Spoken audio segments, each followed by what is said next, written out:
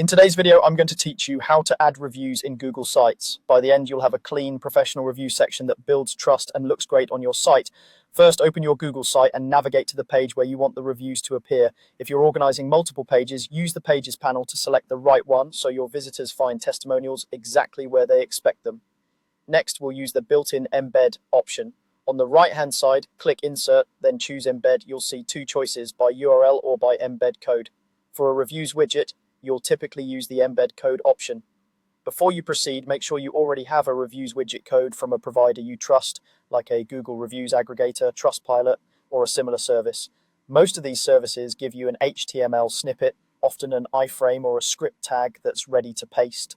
Now paste the reviews widget code into the embed code field. If your provider gave you multiple versions, the iframe version is commonly the most compatible in Google Sites. After pasting, click Next or Insert to add it to your page. You should immediately see a placeholder or live preview of the widget within your site editor. From here, adjust the size and position so the reviews fit neatly with your design. Click the embedded block and use the blue handles on the corners to resize. Drag the block to reposition it within your section, or place it into a column layout if you want it beside other content. For a full width look, stretch it to the edges of the content area. For a tighter look, center it and give it some breathing room above and below. Keep readability in mind. Reviews should be easy to scan without overwhelming the page. If the widget looks cramped, consider placing it in its own section or making the column wider.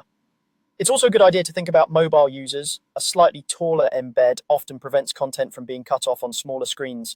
Once everything looks right, publish your changes.